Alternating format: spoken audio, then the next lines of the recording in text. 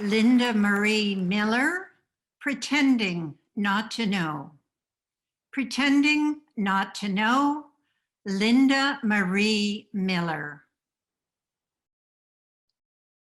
If you're ready to change the world, but you don't know how, I have the key. It's just a question, but it's the most powerful question in the world. The question is, what are you pretending not to know?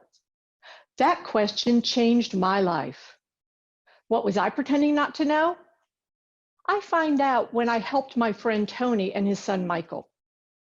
Michael was not your typical teenager. Once, he convinced his father to let him bring a homeless boy into their house. Michael shared everything with that young man and gave up his own bed until that boy got back on his feet. In college, Michael excelled. As a freshman, he tutored seniors in chemistry. He loved science. He loved science so much, he enrolled his professors and fellow classmates into assisting him as he delivered a science experiment for blind children so that they could experience the love of science that he had. Michael was the whole package. A brilliant mind, a caring heart, a dutiful son, and Tony was so proud. Then the phone call came. Michael is dead. Hit by a car 600 miles from home on a college field trip. I jumped into action to help my friend Tony, who was too grief-stricken to even think about bringing Michael's body home or planning a funeral. I phoned the hospital, who told me Michael's body would not be released until testing was completed. Testing for drugs, testing for alcohol. The police department was called for a copy of the police report. Had the driver been drinking, speeding, talking on their phone? The police said they talked to the woman that hit Michael and she said she hadn't been drinking or speeding. They had no reason to doubt her. Using Tony's Airbnb account, I logged on to seek accommodations for the many family and friends that would be arriving for the funeral. None of the reservations were accepted. Thinking there must be something wrong with Tony's account, I logged on using my Airbnb account, and the exact same properties were immediately accepted. What do you think's going on? How could this be? This is my friend Tony. I've been pretending not to know that I am a blonde-haired, blue-eyed, pale-skinned beneficiary of a system controlled by people that look like me. I live a life of white privilege while Tony has trouble seeking accommodations for his grieving family members. I live a life of white privilege while this amazing young boy on his way to medical school is profiled even after his death, suspected of drug use or being up to no good for simply crossing the street.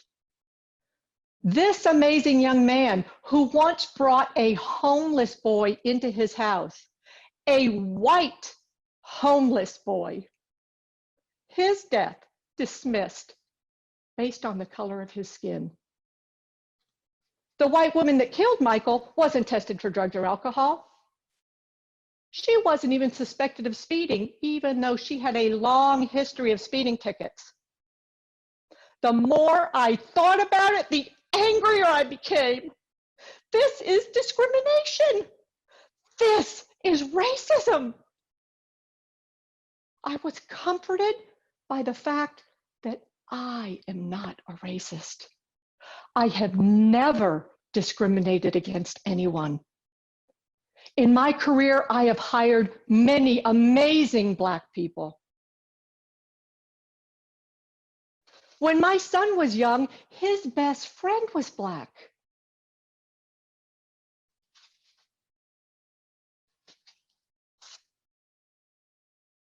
Hey, I live in a very diverse neighborhood. All my neighbors are Black and they like me. I have never used a racial slur or told a racial joke in my entire life. I've been pretending not to know that I am the problem. I remained silent when I saw racism in my family for fear of being disinherited.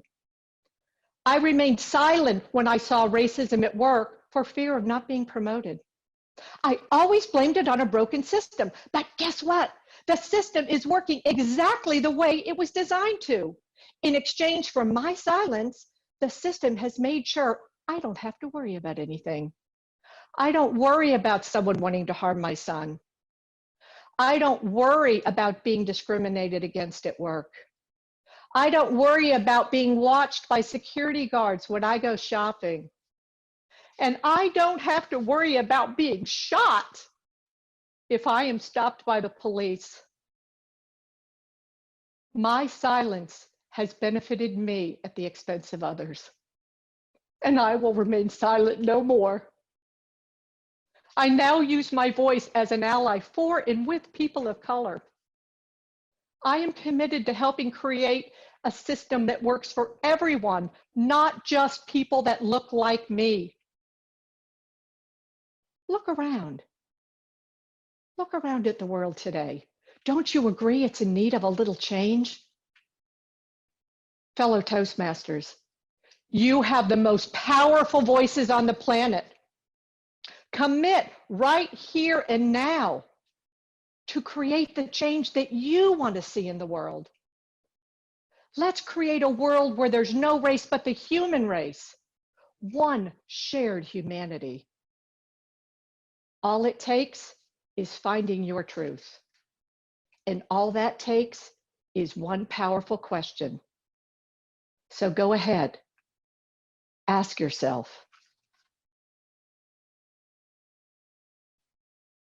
Madam Contest Chair,